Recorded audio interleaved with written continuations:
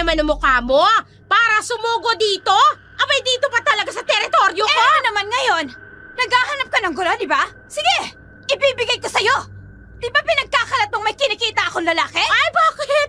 Totoo naman talaga. Hoy, Marites! Sumusobra ka na sa ginagawa mo! Sinisira mo ng pagkatao ko sa kakachismis mo nang hindi naman totoo! Ano? Yung nakita kitang may kasamang ibang lalaki? Abay, totoo naman yun. At huwag ka na magsinungaling. Kaya totoo man o hindi, wala kang pakialam.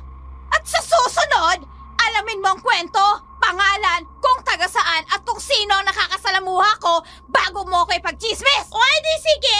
Subukan mo. O ano? Sasampalin mo ko? Sasampalin mo ko? Ididimanda mo ko? Ay, ikaw ang ididimanda ko! Ano? Ha? Hindi ka na nakapagsalita dyan kasi totoo naman ang sinasabi ko! Walang iya! Ara pa rito ko! Ano ba buhok ko? Masakit! Talaga kita! Masakit! Bruwa ka talaga!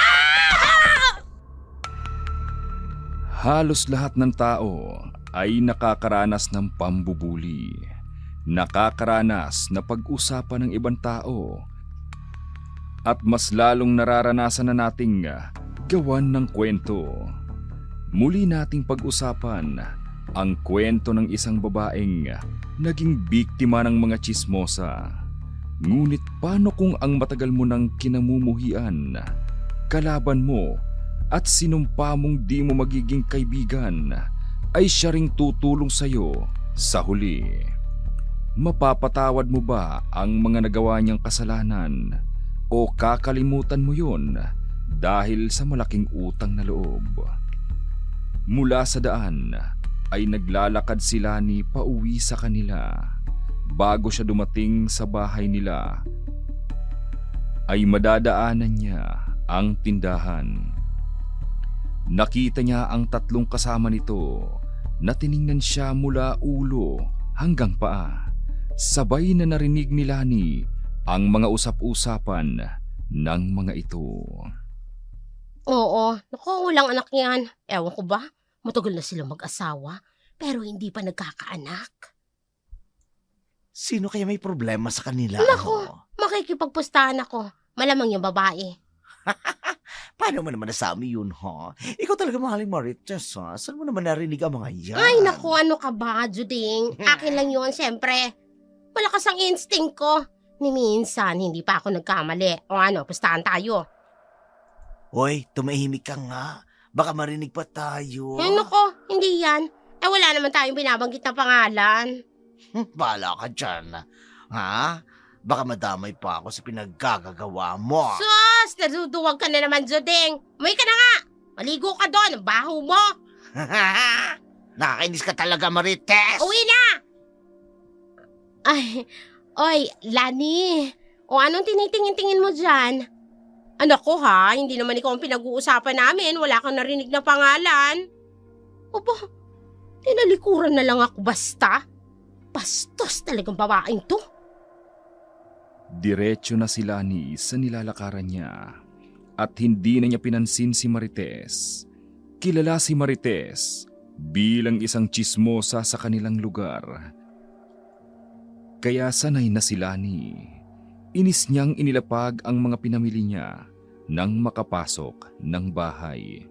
Sumalubong naman sa kanya ang asawa niyang si Tikboy habang hawak-hawak ang tasa na may lamang kape. Oh, anong nangyari dyan sa mukha mo?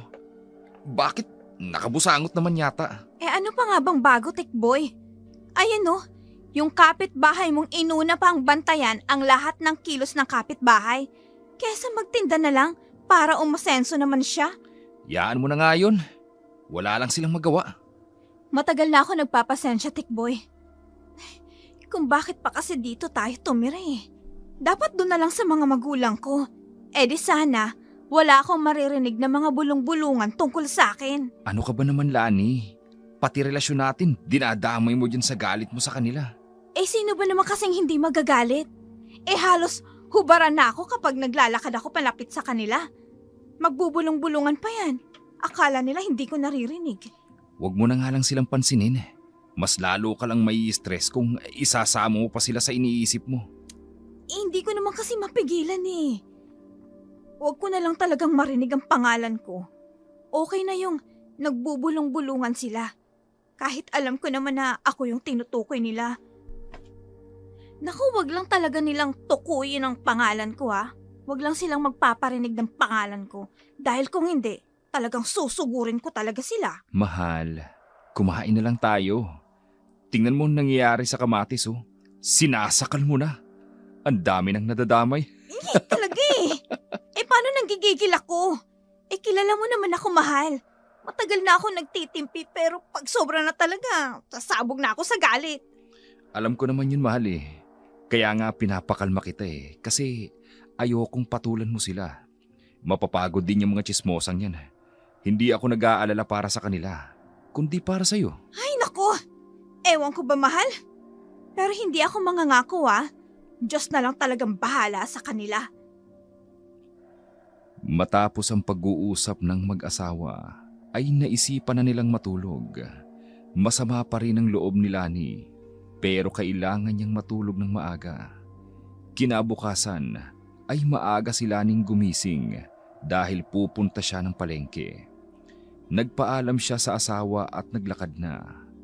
Napatingin siya sa tindahan ni Marites at napairap siya nang walang makitang nagtitipon doon.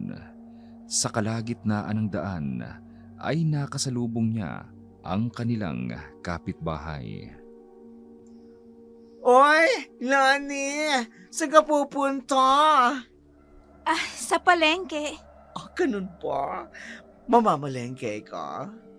Oo, bibili ako ng pang-ulam sa 1 linggo.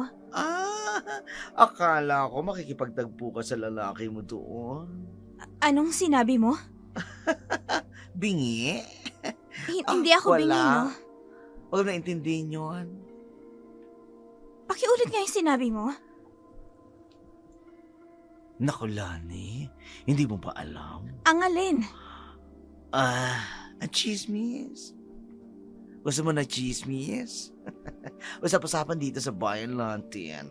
Kaya daw maaga sa palengke dahil may kinakatagpo kang lalaki doon. Ano? Sino naman na nagpakalat niyan? Hindi ko pwedeng sabihin. Ayoko manggaling sa akin kasi hindi naman talaga ako masyadong chismoso. Oo, pinapalala ko pero may nagsimula. Kaya ako lang ang nagpapalala. Baka pagdiskistihan mo ko eh. Sabihin mo na sa akin. At saka huwag kang mag-alala. Hindi kita idadamay dito. Promise ha? Oo. Sino ba? Hindi talaga kasi pwede eh. Hindi pwedeng walang lagay.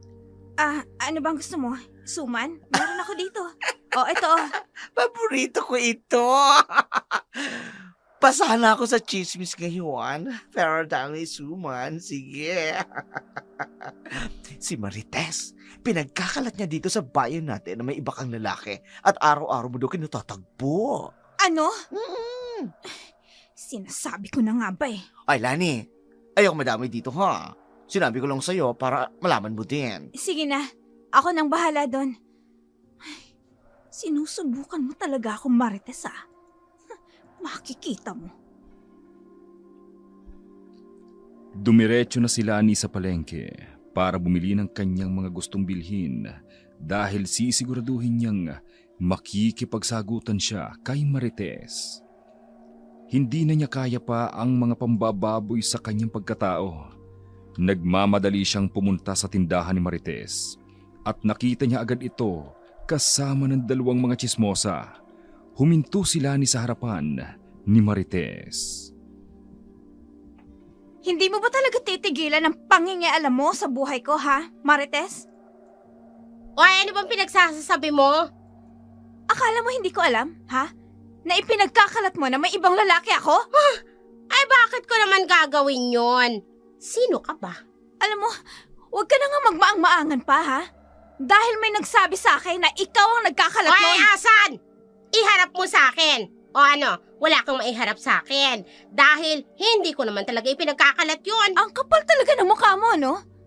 Halos lahat na lang ng taong dadaan dito. May masasabi ka? Hoy! Lani! Natural! May bibigat mata kami. Ay, kaya natural, may masasabi kami sa mga tao. Pero yung kaso mo, abay wala akong alam. Hindi ka naman artista para pag-usapan ka. Ang kapal ng pagmumukha nito. At ako pa talagang makapal ang mukha. Eh kayo nga ang makakapal ang mga mukha eh. Wala na kayong ibang ginawa kundi ang mamintas ng ibang tao.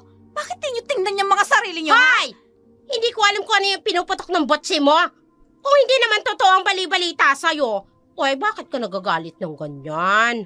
Susugod ka pa dito, akala mo naman uurungan kita? At ako pa talaga ang chismosa? Eh ikaw, chismosa ka na. Hoy! Umalis ka na dito Baka malasin pa ang negosyo ko. Matagal ka ng malas. At mamalasin ka pa sa sinasabi ko sa'yo. Hoy, naku, alis na! Malaman ko lang kung sinong nagsabi sa'yo. Ako mismo magpapakalat ng chismis tungkol sa'yo Naku, babalatan ko talaga ng buhay yun! Galit na tumalikod si Lani at nagsimula ng maglakad pa uwi sa kanilang bahay. Nakita siya ni Tikboy kaya tinulungan siya nito sa kanyang mga dala. Ramdam ni Tikboy na may nangyari dahil nakabusangot ang mukha ni Lani na kulang na lang ay itatapon ang kanyang mga pinamili. Ano na namang nangyari? Ang layo pa lang, nakabusangot na yung mukha mo. Wala to. Ay naku Lani, hindi uubra sa akin yung salitang wala lang. Alam ko may nangyari. Sinugod ko si Marites. Ano? Di nga. May masakit pa sa'yo? May mga pasa ka ba? Pati nga. Wala naman pala eh. Yung kalaban mo, baldado ba? Ano ba? Tigilan mo na nga yan. Kinausap ko lang siya. Akala ko pa naman na nagsabunutan kayo. At gusto mo pa talagang mangyari yun, ano? Hindi naman sa ganun mahal. Binibiro ka lang naman eh. Ay, di ko gusto yung biro mo, Tikboy.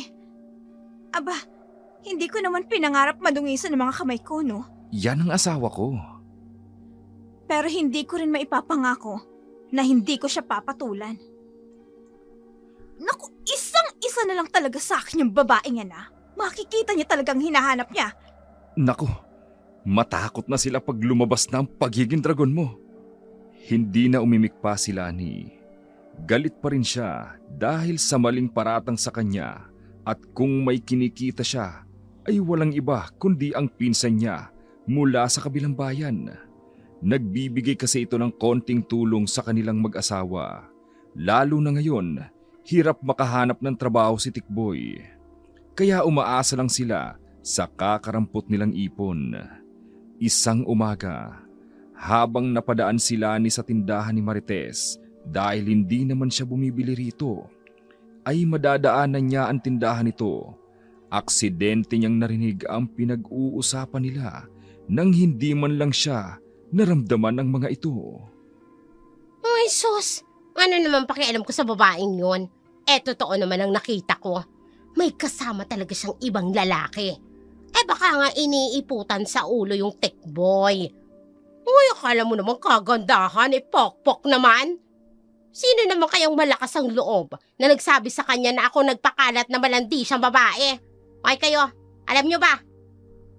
Ano bang inunguso-nguso mo dyan? Uy, ayoko na talaga dyan sa Lani na yan. Alam nyo ba nanggigigil ako sa pagmumukha niya. Naku, ang sarap ingud-ngud! Panay ang sabi ng masasakit na salita ni Marites kay Lani. Nang hindi niya alam na nasa likuran na ito. Hindi niya kasi naintindihan agad ang senyas ng mga kaibigan na tsismosa. Kaya hindi siya nakapaghanda nang hatakin ni Lani ang kanyang buhok. Napasigaw pa si Marites bago tuluyang napatingin sa likuran. Kitang-kita niyang nag-aapoy sa galit si Lani. Sinasabi ko na nga ba? Ikaw talaga may pakana ng lahat, ano? Ikaw ang nagkalat ng mga kasinungalingan! Hayop na to? Wala kang karapatang saktan ako! At wala ka rin karapatan na pagkismisan ako dahil hindi kita kaano-ano! Hoy! Ang kapal naman ng mukha mo para sumugod dito? Dito pa talaga sa teritoryo ko? Hoy, Marites! Sumusobra ka na sa ginagawa mo! Sinisira mo ang pagkatao ko sa kakachismis mo nang hindi naman totoo! O alin? Yung nakita kitang may kasamang ibang lalaki. O ay totoo naman yun. At huwag ka na magsisinungaling. Kaya totoo man o hindi, wala kang pakialam. Sa susunod, alamin mo ang kwento, pangalan, kung taga saan at kung sino nakakasalamuha ko bago mo ako ipagchismis! Ay, sige. Subukan mo. Ano, ha? Sasampalin mo ako? Hoy, ididimanda kita. Walang iya ka talaga! Ah! Ay, aray ka nga dito! Bok! Ano ba? Talaga kita Masakit itong sa'yo! Talagang papatol ka ba, ha? Bruha ka? Halika ka dito! Magtagal na ako nagsitin, pinapatulan ka! Tiwan mo ako dahil kung hindi! Kung hindi ano, ha? Ano? Ikakalat ko sa buong mundo kung gaano ka kakatig babae ka! Ganun Iwan ba? mo, Bok. Sige, halika dito! Ang liban yan! Pwisit ka talaga! Hayop ka! Pagbabayaran mo to! Walang hiya ka! Wala akong ginagawa sa'yo, Marites! Para sirain mo ang pagsasama namin ng asawa ko! At mabuti na lang, hindi makitid ang utak ng asawa ko para maniwala sa ibang tao na wala namang ebidensya! Ang dami tao na pwede niyong pagchismisan. Sa akin pa talaga na wala naman akong ginagawang masama sa inyo! Wala akong pake! Wala kang pake. Pero kung pag-usapan niyo ako, kulang na lang mula nang ipinanganak ako at kung sino-sino ang naging nobyo ko! Ito, Marites, ito lang ang masasabi ko sa'yo. Tigilan mo na ako! Kala mo naman kung sino maganda! Pwisit! Umuwi si Lani sa bahay nila. Hawak-hawak ang kanyang damit na napunit ng hilahin nito ni Marites. Nasa sala naman si Tikboy, nagkakape nang makita niya si Lani. Gulo-gulo ang buhok na akala mo'y ginahasa. Lumapit si Tikboy at hinawakan ang mukha niya na tila ba hinahanap pa ang ibang mga pasa niya. Ano ba? Mahal, sinong gumawa nito sa'yo? Hindi ka pwedeng saktan. Hindi ko kayang makita kang ganyan. Ano ba? Huwag kang ang OA. Away babae lang to. Hulaan ko. Si Marites ang nakaaway mo. Sino pa ba? Wala namang ibang war freak na kapitbahay natin, kundi si Marites lang. Ay, naku mahal. Iba na yan. Kung bunga nga lang, ayos lang. Pero nagsasakitan na kayo. Wala akong kasalanan, Tikboy. At hindi ako basta-basta susugod nang walang dahilan. Pero mahal, sana naman hinayaan mo na lang. Hinayaan? Tikboy, hayaan para ano? Para mamihasa sila? Uy, hindi ako yung tipo na hahayaan lang natapakan ng pagkatao ko ng ibang tao. Pero hindi naman ako naniniwala, di ba? Ilang beses ko nang naririnig ang tungkol sa'yo. Pero hindi ko sila pinaniwalaan dahil kilala kita. Yun ang importante. So hahayaan ko na lang. Hahayaan ko na lang na mapahiya ko araw-araw habang naglalakad ako at pinag-uusapan nila. Ganon. Hindi naman sa ganun, mahal. Gusto ko lang makaiwas ka sa mga ganyan. Ano ba talagang nangyari at umaabot kayo sa sakitan? Tubig. Oh, uminom ka muna ng tubig. Paano kasi? Bibili sana ako ng mantika sa kabilang tindahan. Narinig ko sila. Nag-uusap sila ng mga kaibigan niya at ako ang pinag-uusapan. Ano naman yun? Siya talaga nagpapakalat ng balitang may kinikita daw akong lalaki. Ay nako, Nakesyo, malandi daw ako na may lalaki ako sa palengke, na Makati ako. Bakit hindi natin ireklamo sa barangay yun? Para naman huminto na yun sa pagagagawa niya sa'yo. Sa tingin mo ba matatakot yun? Labas-pasok lang yun sa barangay. Ang dami na niyang nakaaway at wala din namang magagawa ang barangay.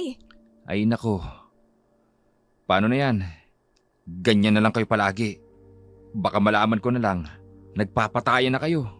Hindi ko alam.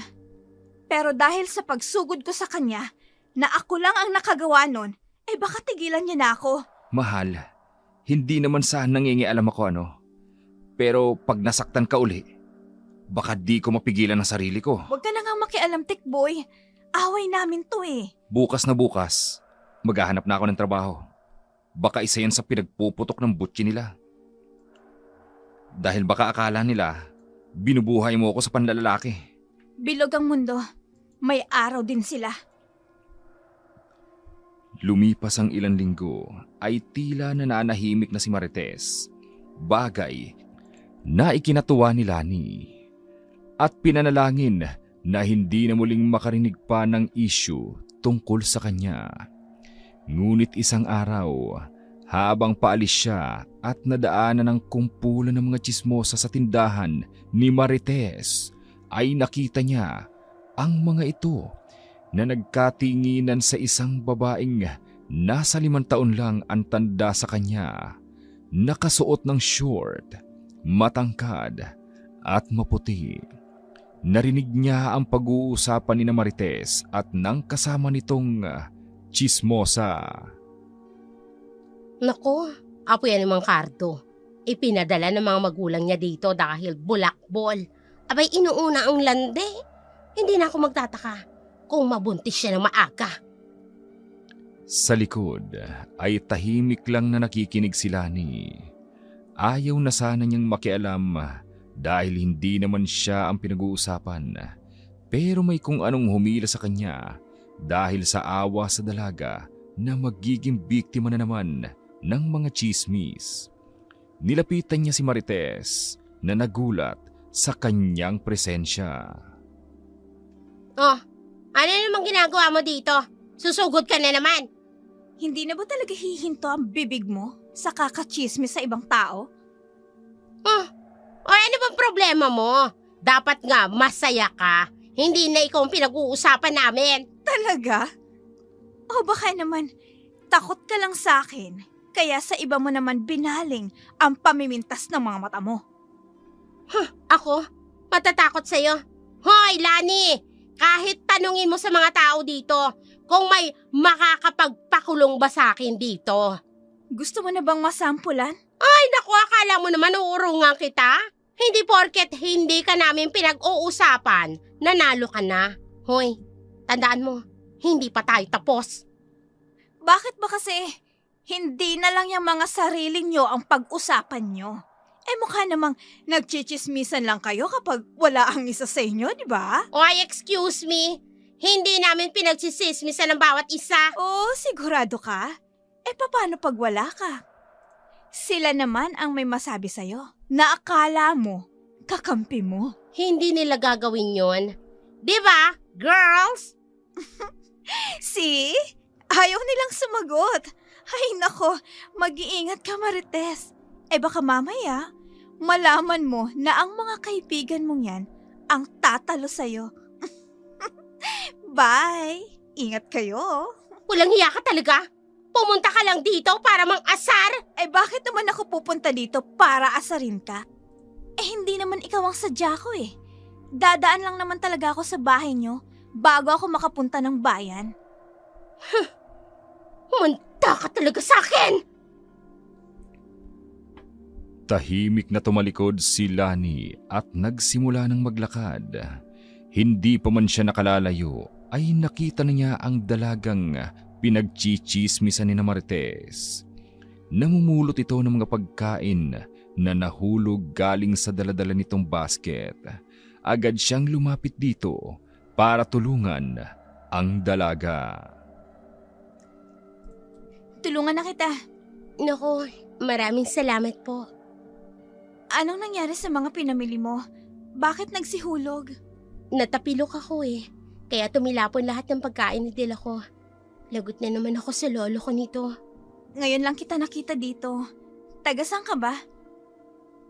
Matagal na panahon na kasi akong hindi nakakabalik dito. Bata pa lang ako noon. Lolo ko si Kato. Ah, si Mang Cardo. Ah, oo, kilala ko yun. Ikaw pala ang apo niya. Mabuti naman at nakapasyal ka ulit dito sa amin. Halika, sumabay ka na sa akin. Dito na ako namamalagi kay Lolo. Dito na din ako magtatapos ng pag-aaral. Ilang taong ka na ba? 25 na po. Ah, di ba dapat tapos na ang pag-aaral mo? Nahinto kasi ako eh. Kaya late na ako ngayon. Ganun ba? Huwag mo sanang masamay ng itatanong ko. Ano ho yun? Anong dahilan? Bakit nahinto ka sa pag-aaral? Hindi kaya ng mga magulang ko na pag-aralin ako. Graduating na kasi ang kuya ko. 27 years old. Kaya inuna na nila. Nahinto ako noon sa pag-aaral. Sa ngayon, nagbo-board pa din ng kuya ko. 3 years na. Sinasabi ko na nga ba, iba-iba na naman ang kinukwento ni na Marites. Ano ho? Wala naman. Yung tindahan na binilhan mo kanina, Ki Aling Marites? kilala mo palang bruha na yun? Sabi po kasi ni Lolo, doon ako bumili. Kapag inuutusan ako, doon ako pumupunta. Mag-iingat ka dun Hindi mo alam ang talas ng dila ng babaeng yun. Bakit naman? Ay nako, minsan na ako naging biktima ng pagiging tsismosa niya Kaya mag-iingat ka. Ay baka sa susunod, ikaw naman ang pagtripan niyang itsismis sa ibang tao. Ganun ho ba? Sige. Maraming salamat sa paalala. Lani, ako nga pala si Lani. Ate Lani, ako naman pala si Diday. Nako, wag mo na akong tawaging ate at wag mo na akong ipopo. Ilang taon lang naman ang agwat natin Sorry, nasanay lang po talaga ako. Sige, ang galang mo naman. Pero pinagfiestahan ka na ng mga tsismosa Kaya mag-iingat ka Kasi baka ikaw na naman ang target nila araw-araw. Sige, salamat sa paalala. Naging magaan ang loob ni Lani kay Diday. Para niya na kasing kapatid ito. Mabait at may galang sa ibang tao. Lumipas ang ilang araw ay naging normal na para kay Lani ang lahat. Wala na siyang naririnig tungkol sa kanya. Pero may napapansin siya sa ibang tao. Lalo na pag tumititig kay Diday. Kulang na lang ay huhubaran na nila ito at tiyak niyang kung ano-ano na namang kwento ang pinaggagawa ni Marites. Isang umaga, habang nakahiga si Lani ay nakarinig siya ng katok sa kanilang pintuan. Tumayo siya para buksan ito at nakita niya si Diday na nakangiti sa kanya at may dalang Tupperware. Ikaw pala, Diday. Halika, pasok ka. Salamat, ate. Di ba sabi ko sa'yo, wag mo na akong tawaging ate. Sorry, Lani. Hindi kasi ako sanay. Nako, masanay ka na. Oh, anong gusto mong inumin? Kahit wag na. Nakakahiya naman sa inyong mag-asawa. Ano ka ba naman? Maliit na bagay lang yan. Siya nga pala, napadalaw ka. Kung kasi, nagluto kasi ang lolo ko ng adobo. 2 lang naman kaming kakain kaya dinalhan na kita. Sigurado ka? Oo naman. Alam mo namang ikaw lang ang nakakausap ko dito. Yung ibang tao, masama ang tingin nila sa akin. Sa tuwing napapadaan ako. Ewan ko nga kung bakit. Wala naman akong ginagawang masama sa kanila. Hayaan mo na sila. Siguro, ikamamatay nila kapag hindi sila nakapag-chismis ng mga tao. Lani, Ano yun? wala ba kayong anak ng asawa mo? Wala pa Ilang taon na din kaming nagsasama pero hindi pa rin ako nabubuntis. Nakapagpa-check up ka na ba? Wala pa kaming sapat na pera para dyan. At saka, di naman kami nagmamadali. Kung ibibigay talaga sa amin ng Diyos, ibibigay talaga. Sa bagay, tama ka. Hindi naman tayo pwedeng humiling at ibibigay agad. Kaya nga Oh, halika na. Saluhan mo na ako. Hindi ako kumakain ng adobo. Ha? Akala ko ba tapos na kayo ng lolo mo? So, ay ibig ko sabihin ay 2 lang kayong kumakain?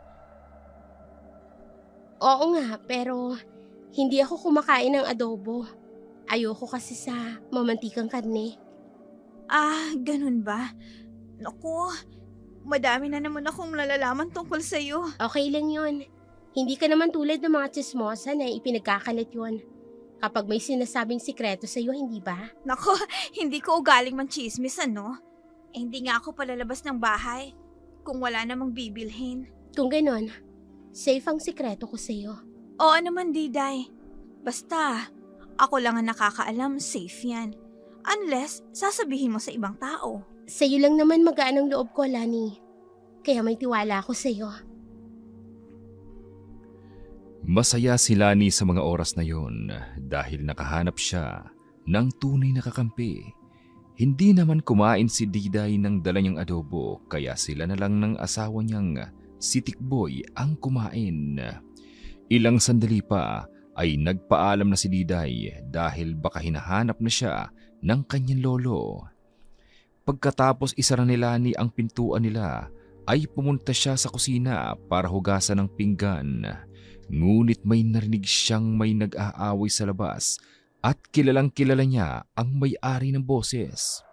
Walang iba kundi si Marites. Dahil sa kuryosidad niya ay agad siyang lumabas at nakita niya si Diday habang sinisigawan ni Marites. Nakaupo sa sahig. Ayan, yan ang bagay sa'yo. Susugod-sugod ka dito tapos mahina ka naman pala. Hoy, Marites! Ano na naman yan, Diday, ayos ka lang ba? Ay, wow! Magkakilala pala kayo. Isang mapagpanggap at isang lampa. Ay, bagay nga kayong magsama. Ano na naman bang ginawa mo, Marites?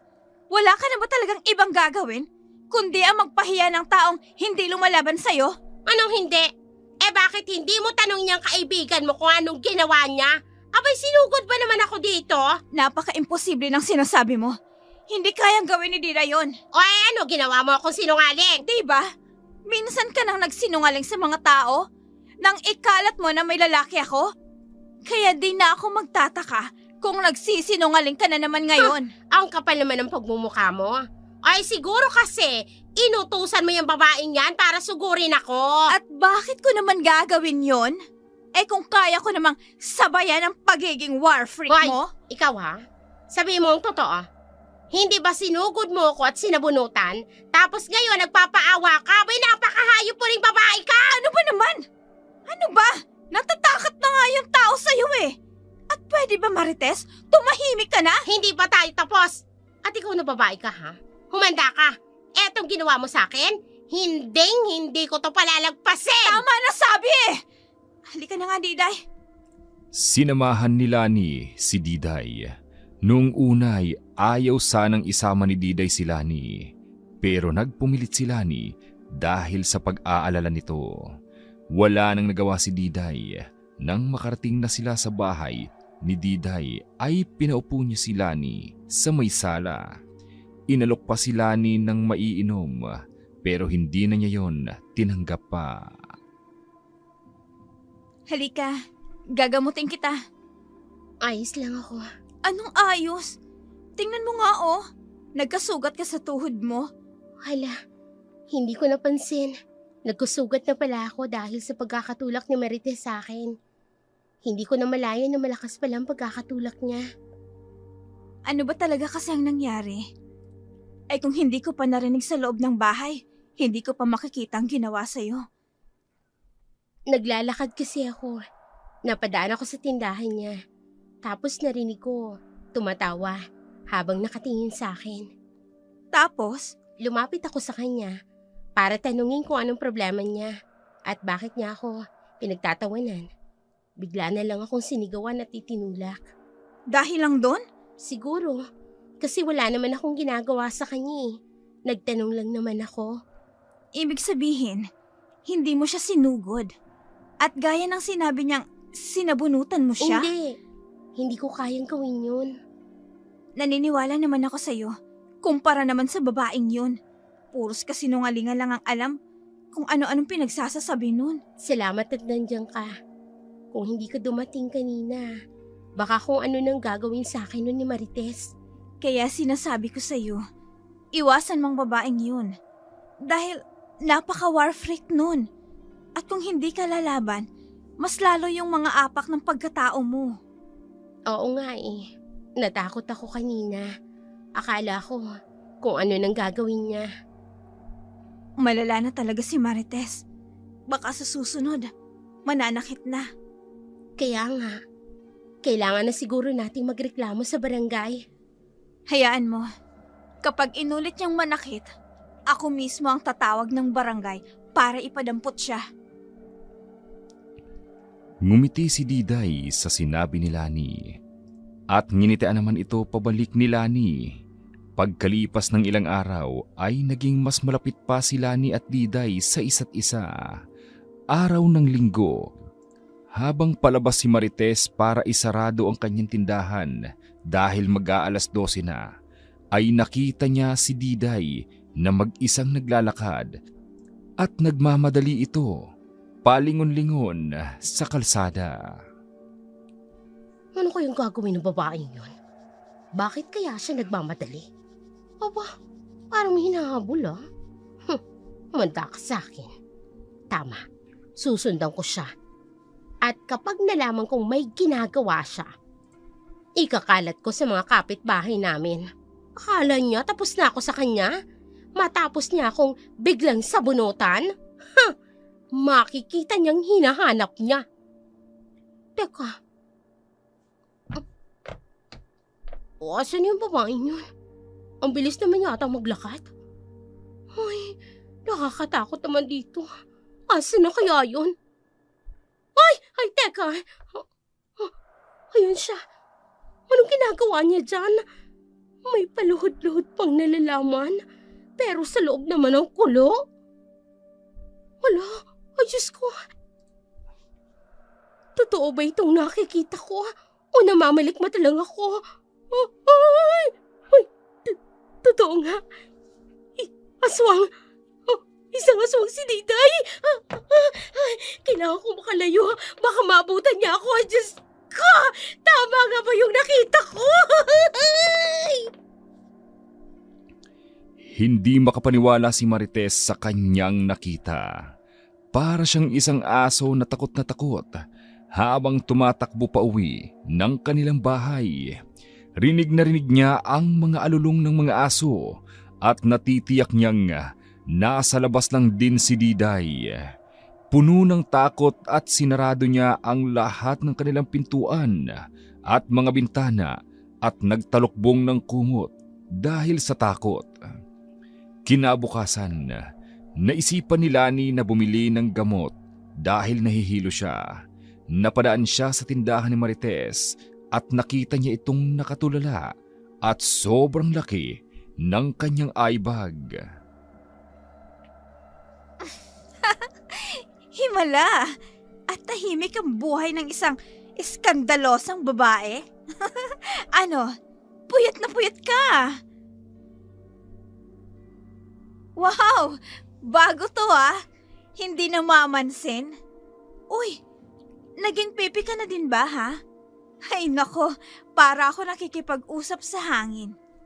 Pero alam mo Marites, mas mabuti na yung ganyan ka. Kesa naman nakikipag-chismis ka. Kung ganyan ka sana katahimik nun pa, baka naging magkaibigan pa tayo. Makaalis na nga.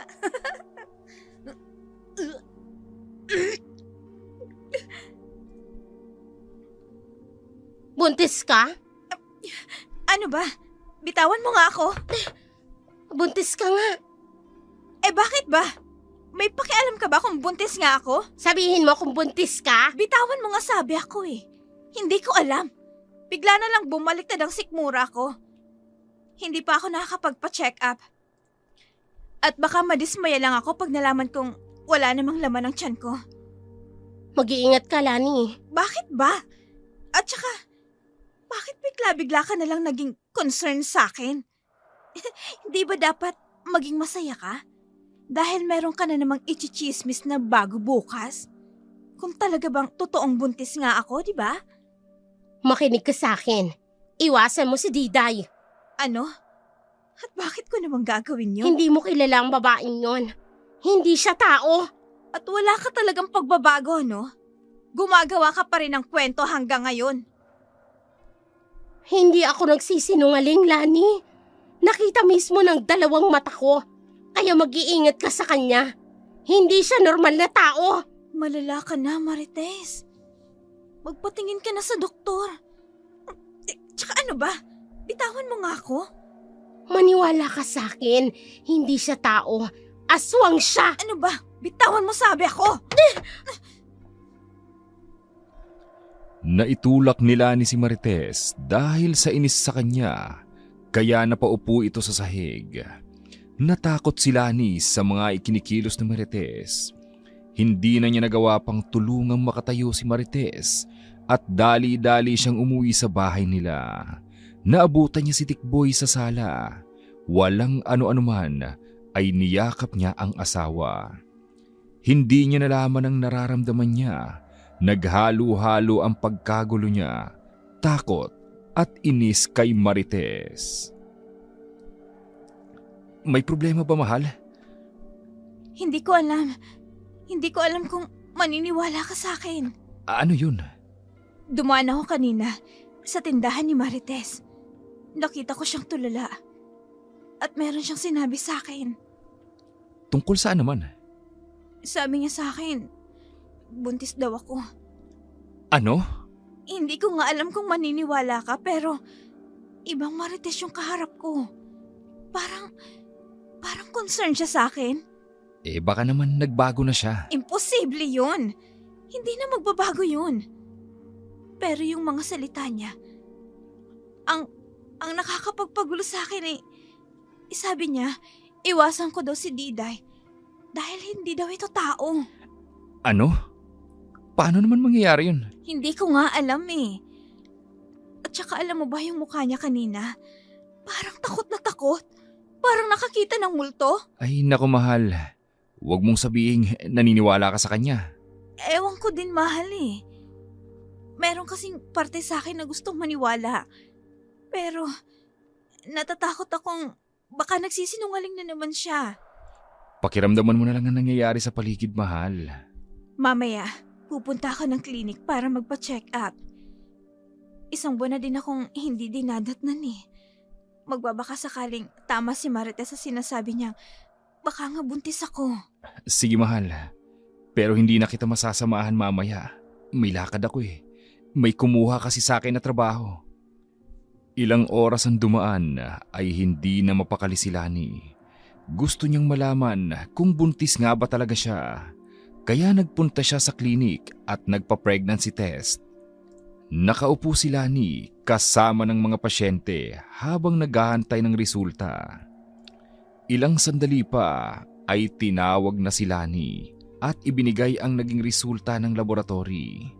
Hindi muna niya tiningnan ng papel dahil natakot siya na mag-negative ang resulta. At gaya ng dati, ay umaasa na naman silang mag-asawa. Sa daan pauwi sa kanilang bahay, ay binuklat ni Lani ang papel.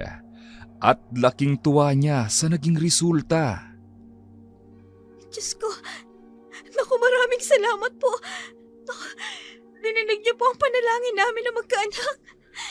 Aalagaan ko ang anak ko. Ano yan, Lani? Ano ba naman yan, Diday? Bakit ka ba namimigla? Kanina ka pa ba? Napadaan lang ako. Nakita kasi kita may daladalang papel. At nakatunga nga dyan. Ano bang nangyari sa'yo? Naku, wala yun. Pauwi na din kasi ako sa bahay May dinaanan lang ako. Ikaw, saan ka galing? Dyan lang. Saan? Diyan sa bakanteng lote? Wala namang ibang daanan kundi dyan lang Hindi, dito sa kabila. Busy ka kasi kanina. Kaya hindi mo ko napansin. Pasensya ka na. Ayos lang yun. Kumusta pala si Marites? Ha? Nabalitaan ko kasi. Palagi siyang tulala ngayon. Hindi mo ba napapansin? Oo nga Napapansin ko din yun. Paano? Kung ano-ano na lang ang sinasabi. Hindi naman ako naniniwala dun. Anong sinabi niya? Tungkol ba sa akin? Ano kasi, Diday? Ayos lang kung hindi mo sabihin. Pero kung may tiwala ka sa akin, hindi ko naman siya susugurin. Ayun nga Sinabi niya sa akin, iwasan daw kita. Bakit naman daw? Ewan ko dun. Nababalo lang yata yung babaeng yun. Sabi niya kasi sa akin, aswang ka daw. May aswang bang ganyan kaganda? Sinabi niya yon? Oo. Teka Diday Nangako kang hindi mo susugurin. Tsaka, Di ko naman pinaniniwalaan ang sinasabi niya eh. Sa dami ng atraso niya sa akin, wala nang totoo sa kanya. Ano ka ba? Hindi ko naman siya susugurin. Baka pagbintangan pa ako na sumasabunot sa kanya. Oo nga eh.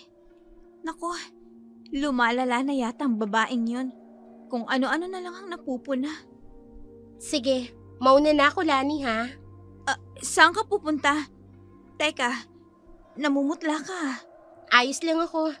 Sige na, mauna na ako. Ano kayang nangyari dun? Wala munang planong sabihin ni Lani ang tungkol sa pagbubuntis niya. Gusto niya munang itago ito kaya hindi na niya sinabi pa kay Diday. Araw ng Sabado ay naghihintay si Lani sa pagbisita ni Diday sa kanya. Ngunit hindi ito nagpakita sa kanya. Kaya naman mag-isa na lamang siya sa bahay dahil nasa trabaho na si Tikboy. Bigla siyang nagugutom at mayroong gustong kainin. Ngunit wala naman siyang mautusan. Kaya lumabas siya ng bahay at nagtungo sa tindahan. Madadaanan niya ang bahay ni Marites at napatingin siya kay Marites nang bigla na lang siya nitong lapitan at hawakan sa kamay. Lani, mag-iingat ka sa kanya. Ano ba? Hindi ka pa ba tapos sa issue na yan? Ano ba talaga ang gusto mo?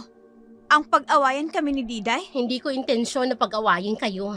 Maniwala ka. Nakita ko siya nagpalit ng anyo bilang aswang noong gabing sinundan ko siya. Ha? Aswang? Hanggang ngayon ba naniniwala ka pa rin doon? Oo, aminin ko. Malaki ang kasalanan ko sa iyo. Pero hindi kaya ng konsensya ko na mapahamak ka. Wow! Sa dami ng atraso mo sa akin, hindi ko alam na ganyan ka pala makonsensya. Gumagawa ng kwento para magmukhang bida. Kahit ngayon lang, Lani, maniwala ka naman sa akin. Hinding-hindi ako maniniwala sa isang tulad mo, Marites. Sinira mo ang pagkatao ko. Tapos ngayon, sisirain mo ang pagkakaibigan na binuo namin ni Diday? Dahil hindi siya tao. Tumigil ka na nga! Dahil hindi na ako natutuwa sa'yo. Oh, heto. Resulta ng pregnancy test. Ayan, tama ka. Buntis nga ako. At ipagkalat mo sa ibang tao. At sabihin mo, nabuntis ako ng ibang lalaki. Dahil diyan ka naman magaling, hindi ba? Mahirap pa talagang paniwalaan ang sinasabi ko, Lani. Kung ganon, huwag mo sanang pagsisihan na hindi ka nakinig sa akin. Tama na nga! Kung ako sa'yo, bumalik ka na lang sa dati mong pagiging war freak kesa pakialaman ang buhay namin. At kung papipiliin ako na magiging kaibigan, hindi ko ipagpapalit si Diday sa isang katulad mo. Nagiging mabait lang siya sa'yo dahil may kailangan siya sa'yo. Kailangan niya ng anak mo. Nasasabi mo lang yan dahil naiinggit ka sa amin. At alam mo kung bakit? Dahil wala kang matinong kaibigan dahil sa pag-uugali mo. Hindi ako titigil hanggang hindi mo ako pinaniniwalaan, Lani. Para sa kaligtasan niyo ng anak mo ang ginagawa ko. Alam mo kung ako sa'yo, Marites, magbago ka na. Para naman magkaroon ka ng kaibigan at hindi ka mainggit sa amin. Binubisit mo ang araw ko. Tinalikuran ni Lani si Marites matapos ang huli nitong sinabi. Lumipas ang ilang araw na hindi nakikita ni Lani si Diday. Ang huling pag-uusap nila ay noong galing siya sa ospital. Nag-aalala siya rito kaya pinuntahan niya ito sa bahay nila. Ayaw sana niyang lumabas dahil ayaw niyang makita si Marites at ipipilit na naman ito ang sinasabi tungkol kay Diday. Nasa labas na siya ng gate ni na Diday at nagsimulang kumatok. Lumabas ang matandang lalaki at yon ay ang lolo ni Diday na si Cardo. Sino yan? Mang Cardo, si Lani po pala to. Kapitbahay niyo. Kaibigan po ni Diday. Ikaw pala, iha. Anong sadya mo? Itatanong ko lang po sana kung nandyan po si Diday. Ilang araw na kasi siyang hindi pumupunta sa bahay. Nag-aalala po ako eh. Si Diday ba? Ayon, ayaw lumabas ng kwarto. 1 linggo na nga siyang nagmumukmuk dyan. Hindi ko alam kung ano nangyari. Sabi niya lang, masama ang pakiramdam niya. Ganun ho ba? Pwede ko po ba siyang kausapin? Baka sakaling makatulong po ako. Sige iha, pasok ka. Ikaw na ang bahalang kumausap sa apo ko ha. Hindi pa ito kumakain. Nag-aalala rin ako sa kalusugan niyan. Sige ho, Mang Cardo. Ako na po ang bahalang kumausap. Diday? Diday? Anong ginagawa mo dito? Umalis ka na dito. Diday, buksan mo naman ang pinto oh. Hindi ka pa daw kumakain, sabi ng lolo mo. May problema ka ba? Umalis ka na dito.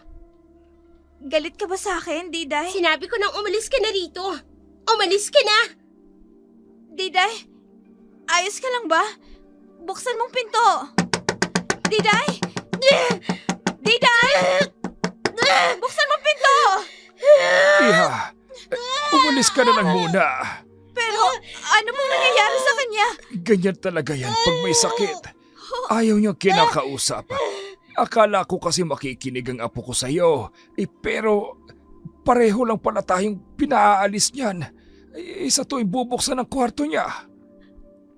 Ayos lang po ba talaga siya dyan? Oo naman. Maniwala ka rin. Mawawala rin yung sakit niya. Hayaan na lang muna nating makapagpahinga siya. Sige po, babalik na lang po ako sa susunod na araw. Pakisabi na lang po na dalawin niya rin po ako sa bahay. Sige iha, makakarating. Sige ho. Gustuhin man ni Lani na manatili para sa kaibigan ay hindi niya na lang ginawa. Natatakot siyang baka magalit sa kanya si Diday. Lumabas siya ng bahay ni Diday at bago naglakad papalayo ay muli niyang sinulyapan ang bahay. Doon niya napansin ang kabuuan ng bahay. Parang hindi na yun naaalagaan ng maayos. Hindi na lang niya ito pinagtuunan ng pansin. Naglakad siya pa uwi sa bahay nila nang bigla na naman siyang harangin ni Marites. Galing ka ba kina Diday? Ano bang pakialam mo? Sinabihan na kita. Iwasan mo siya. Ano na naman to? Nakikiusap ako, Lani. Paniwalaan mo ko. Bakit ba pinipilit mo ang bagay na hindi ko naman pinaniniwalaan? Sige nga, kung talagang totoo ang sinasabi mo, iharap mo sa akin si Diday na nag-anyong aswang. Hindi ko kayang gawin yon. Ang iharap siya sa'yo na nasaan yung aswang. Alam mo ba, Marites? Hindi ko maintindihan kung anong pinuputok ng butsi mo. Hindi ba galit ka sa akin? Di hayaan mo na kainin kami ng aswang. Dapat nga maging masaya ka pa eh. Hindi yung para kang timang na nagmamakaawa na maniwala ko sa'yo. Hindi naman porket nagkaalitan tayo noon. Hahayaan ko na mapahamak ka. Wala ka nang pakialam kung mapahamak man kami. Dahil ni minsan, hindi sumagi sa isip ko na naging mabuti kang tao. Kaya pwede ba? Itigil mo na ang pagpapanggap na concern ka sa akin, sa amin. Lani, huling babala ko na to sa'yo. Malapit na ang kabilugan ng buwan. Kukunin niya ang anak mo. Mas okay pa yung bumalik ka sa dating Marites kesa ganito ang ginagawa mo. Huwag ka na ulit babalik sa bahay nila kung gusto mo pang mabuhay. Nababaliw ka na talaga. Hindi ako nababaliw. Baliw ka! Walang aswang! At kung meron man, walang iba kundi ikaw yon. Ikaw yung aswang dito sa bayan namin. Alam mo ba yun kung bakit? Dahil lahat na lang ng tao, pinag-aaway mo. At ano ba talaga ang gusto mong mangyari, ha, Marites? Pinapaiwas lang kita sa kapahamakan. Ito ito na ang huli mong paglapit sa akin para ipilit yung aswang mo.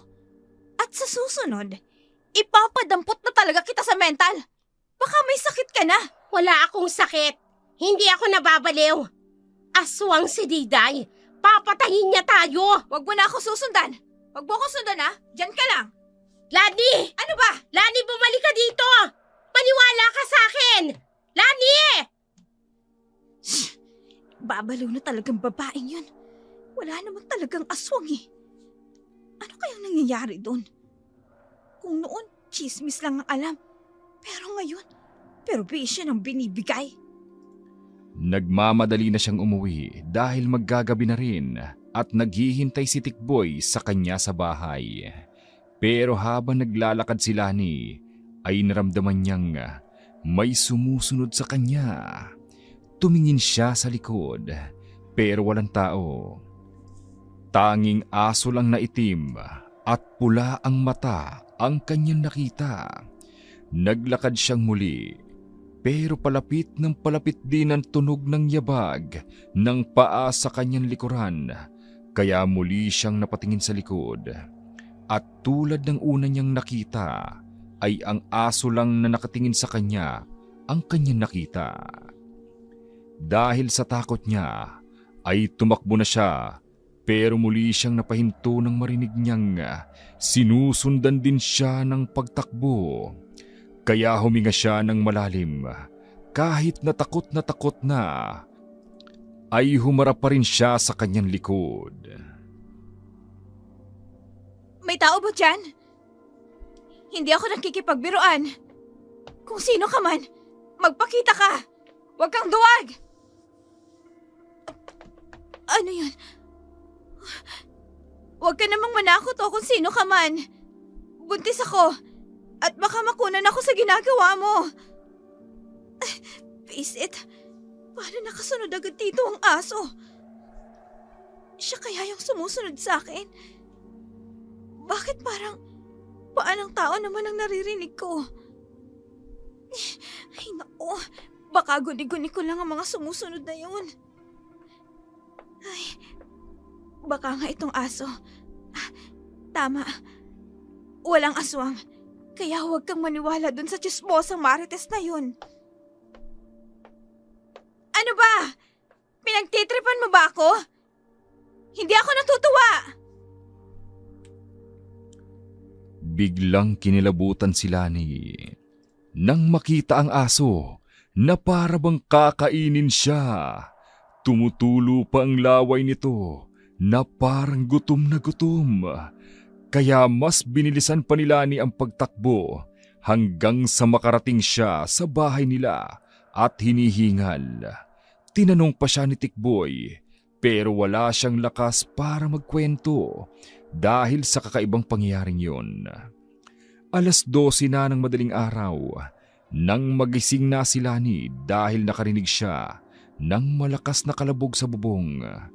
Tiningnan niya si Tikboy at mahimbing ang tulog nito. Napasilip siya sa labas at nakita niyang sobrang liwanag. Doon niya napagtanto na kabilugan na pala ng buwan. Biglang bumalik ang mga sinabi sa kanya ni Marites. Hindi naman siguro totoo yung sinabi ni Marites. Bakit? Wala naman akong nararamdaman na may aswang sa paligid. Ay naku, hindi na talaga magbabagong babaeng yun. Talagang napakasinungaling. Ano naman kayang ingay yun? Parang may nahulog sa bubong. 12:00 na pala. Kaya pala ang init. Mabuksan nga ang bintana. Tikboy! Mahal, ano nangyari? May nakita akong pusa kanina! Pusa lang pala eh. Akala ko kung napano ka na. Halika na, matulog na tayo ulit. Hindi! Hindi siya pangkaraniwang pusa, mahal. Nakita ko kung paano niya ako titigan. Yung mga mata niya, pula at galit na nakatingin sa akin habang naglalaway. Ano? Sigurado ka ba dyan? Oo, mahal. Akala ko nga kakainin niya ako. Para siyang aswang. Paano naman magkakaroon ng aswang dito?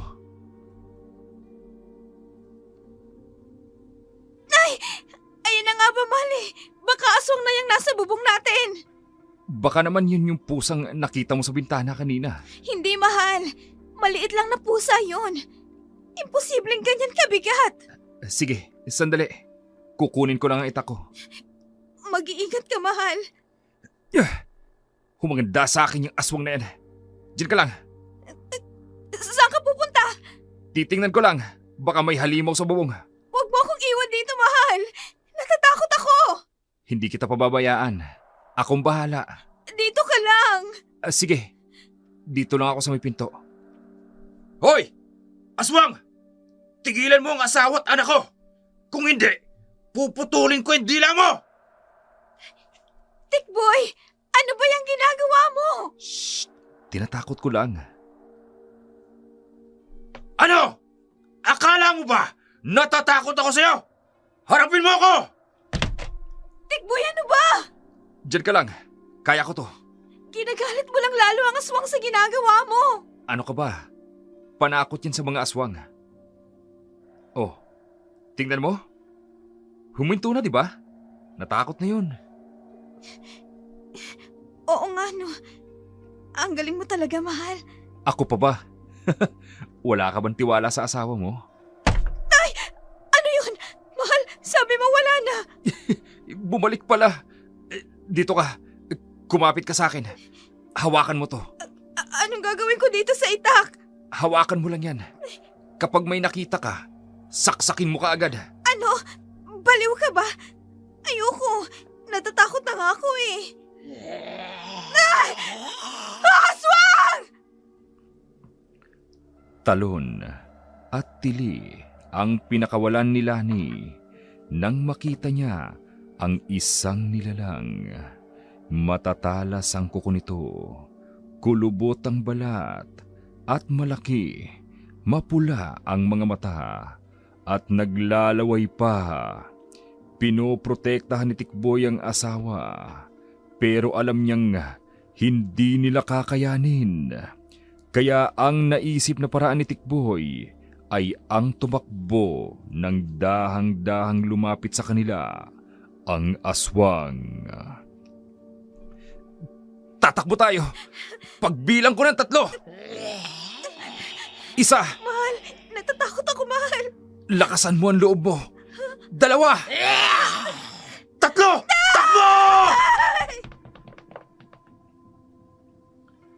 Sabay na tumakbo ang mag-asawa palabas ng bahay. Sumisigaw sila para may makarinig. Ngunit sa kabila ng kanilang sigaw ay walang lumalabas ni isang kapitbahay. Sa isip nila, baka mahimbing lang ang tulog ng mga ito.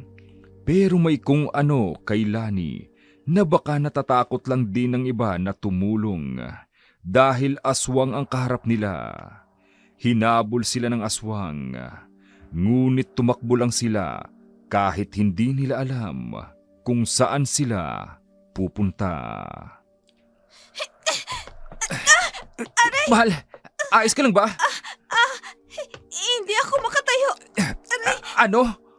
Na-sprain yata ang paa ko dahil sa pagkakadapa. Hindi ako makatayo. Aray, Maabutan na tayo ng aswang. Kailangan na natin magmadali. Hindi natin siya kaya. pero hindi ko kayang maglakad.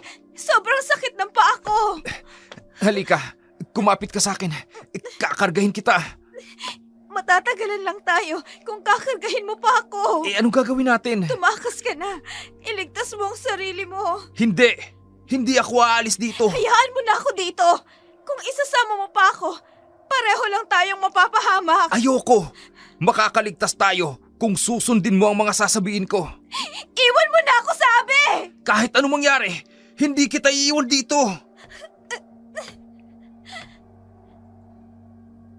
Andiyan na siya. Tara na. Diyan ka lang, mahal. Ako na ang bahala. Hoy! Ikaw, aswang! Ano bang kailangan mo sa amin? Bakit kami lang ang ginugulo mo? Akin ang bata. Ano? Bakit ko naman ibibigay ang anak ko? Ibigay niyo sa akin ang bata at tahimik kayong mamumuhay. Ano ako? Tanga? Para ibigay sa iyong anak ko? Dadaan ka muna sa bangkay ko bago mo saktan ang mag-ina ko! Kung ganon, isasama ko kayo sa hukay Matigas ka talaga. Kung ibibigay mo lang ang anak mo, hindi ka na masasaktan pa.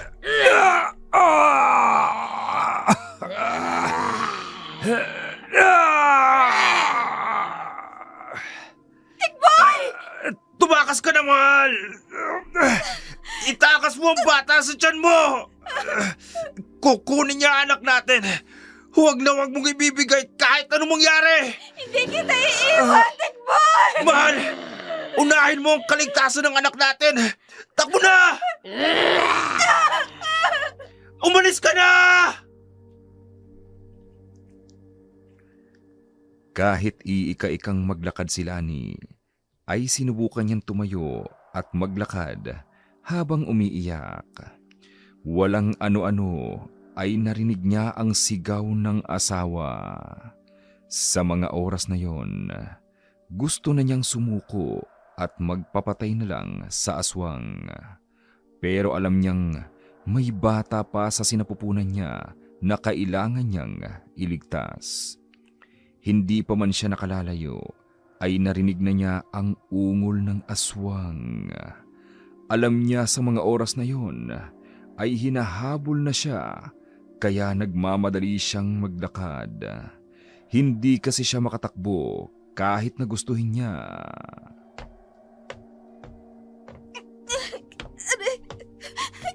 Diyos ko, tulungan mo po ako. Akala mo ba matatakasan mo ko, Lani? Bakit mo ako kilala? Sino ka ba? Wala kang idea kung sino ako. Isang tao lang ang may galit sa akin. Si Marites. Siguro ikaw yon. Nasisiguro kung ikaw yan. Alam mo na buntis ako at plinano mong lahat ng ito, Marites. Akin na ang anak mo. Hindi ko ibibigay ang anak ko kahit ikamatay ko. Gusto mo bang sumama sa asawa mo sa kabilang buhay? Anong ginawa mo kay Tikboy? Nakikita mo ang pusong ito. Sa palagay mo, kanino kaya ito? Hayop ka! Kung ibibigay mo sa akin ang anak mo, pakakawalan kita. Kailangan ko yan, lalo na ngayong kabilugan ng buwan para matatili ang batang anyo ko. Halimaw ka! Sayang ka. Mabait ka pa naman sana. Kaya lang, uto-uto ka. Anong ibig mong sabihin? Hayaan mong magpakilala ko sa'yo.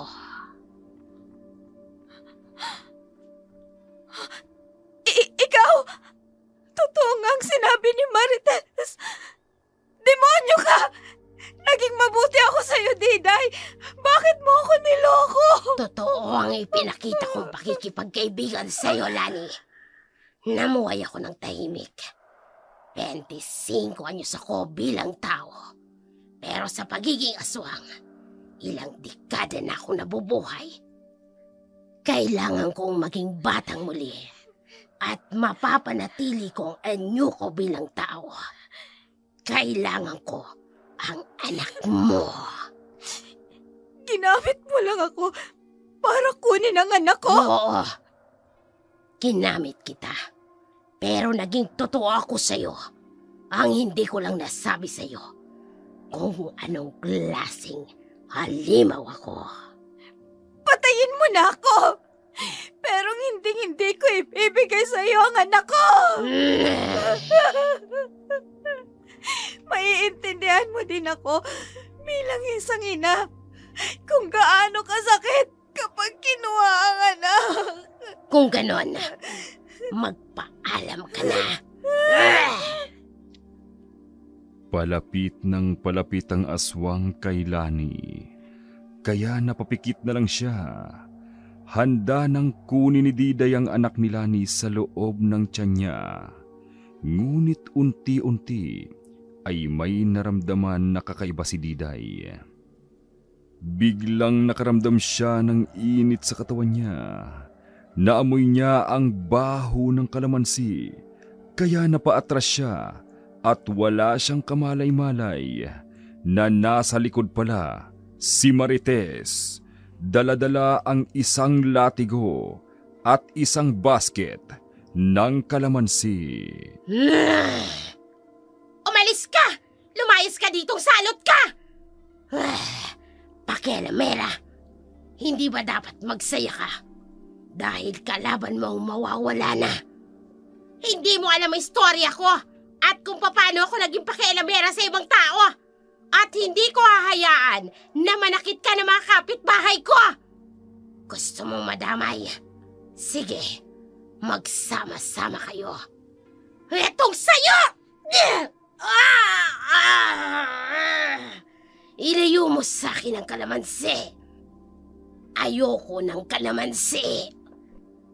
Ay, buti na lang may kilala akong albularyo. Kaya nakahingi ako sa kanya at eto ang magagamit na pangontra sa iyong mga aswang. Ilayo mo sa akin yan. Hindi. Mamamatay ka ng halimaw ka. Etong bagay sa'yo.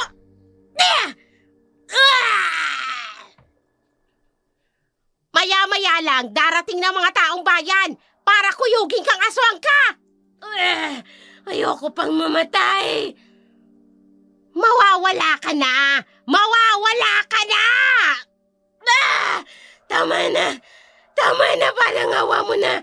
Tama na! Uy, marunong ka pala makiusap na aswang ka. Pero alam kong traidor ka. Kaya eto pa sa'yo, namnamin mo ang kapangyarihan ng latigo!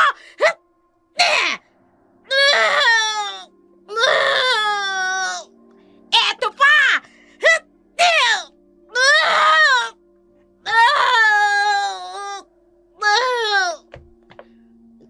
Lani, ayos ka lang ba? Oo, ayos lang ako. Anong nangyari sa kanya? Ayan. Oh, tingnan mo. Mukhang nasusunog ang katawan niya dahil sa ginamit kong latigo. Maraming salamat. Kung hindi ka dumating, baka wala na kami ng anak ko. Eh, paano narinig ko kayo kanina? Kaya nagmamadali akong pumunta sa albularyo. Ngayon lang natapos ang dasal niya para sa latigo at sa kalamansi. Tapos dumiretso na ako dito. Teka, nasan si Tikboy? Uy, Lani, ano nangyayari? Wala na si Tikboy. Pinatay niya ang asawa ko. Ano? Pinatay niya si Tikboy. Kinuha niya ang puso nito at kinain niya sa harap ko. Uy, patawarin mo ko. Huli na yata talaga ako. Wala kang kasalanan, Marites. Tara na, umalis na tayo dito. Ihahatid kita sa inyo. Dahan-dahan, masakit ang pa ako. Ilang sandali pa ay dumating na ang mga kapitbahay, pero ang naabutan na lang nila ay ang sunog na katawan ng aswang. At sa di kalayuan ay ang katawan ni Tikboy. Lumipas ang araw na nangyari yun. Nakaburol na sa bahay ni Lani si Tikboy. Masakit pa rin sa kanya ang nangyari. Pero kailangan niyang magpakatatag, lalo na at daladala niya ang anak nila ni Tikboy. Biglang dumating si Marites at nagdala ng bulaklak, kape at tinapay. Iniabot niya kay Lani at isang ngiti naman ang sinalubong niya kay Marites. Maraming salamat sa dala mo, Marites. Ang dami naman nun. Naku, ano ka ba? Maliit lang yun. Kesa naman masira ang ibang tinda ko ay dinala ko na lang dito. Nako, maraming salamat talaga, Marites. Ang laki ng utang na loob ko sa'yo. Sa kabila ng bangayan nating dalawa, nagawa mo pa din akong tulungan. Eh, hindi naman talaga ako ganito dati. Ang alin? Ang pagiging war freak. Bata pa lang kasi ako noon. Napapaaway na ako. Ano namang kinalaman ng kabataan mo sa pagiging tsismosa mo? Teka nga muna kasi. Makinig ka na muna. Sorry. Ayun nga, palagi ako napapaaway. Ay tapos nagsusumbong ako sa nanay ko dati. Pero ako palagi yung pinapalo. May kumbaga, nagtanim ako ng sama ng loob sa mga kapitbahay. Gusto ko lang na pagpiestahan sila, ganon. Ang babaw naman pala ng rason mo para maging ganyan ka ngayon. Ay oo, alam ko naman mababaw talaga yun. Pero naging biktima din ako ng pambubuli dati, no? Alakalain mo yun? Napagkamalan pa nga ako nagbibenta ng katawan. Yun lang. Kaya pinapasa mo sa iba, no? Nagsusuri naman ako sa lahat ng ginawa ko. Biro lang. Sino ba naman ako para hindi magpatawad? Kung ang Diyos nga nagpapatawad, ako pa kaya? Naku, salamat Lani at naiintindihan mo ko ha. Simula noon ay naging matalik na magkaibigan sina Lani at Marites. Palagi na silang magkasama at nabura na ang alitan sa pagitan nila. Naging single parent naman si Lani. Hindi pa siya nag-aasawa muli dahil hindi pa niya kayang kalimutan si Tikboy. Nakapagtayo na ng negosyo si Lani sa tulong ni Marites. Naging mapagbigay naman si Marites at hindi na hinayaan na gawing tambayan ng tsismosa ang kanyang tindahan. Kaya unti-unti ay umasenso na siya. Maayos na ang pamumuhay nila ngayon at kung minsan ay napag-uusapan nila ang kanilang nakaraan, lalo na nang dumating ang isang trahedya na nakapagpabago ng kanilang samahan. Sa buhay, ang hindi natin inaasahan na tutulong sa atin ay siyang andyan kapag nasa kapahamakan na tayo. Kung sino pa ang akala nating kaaway, ay siya palang kakampi natin kapag nasa bingit na tayo ng kamatayan.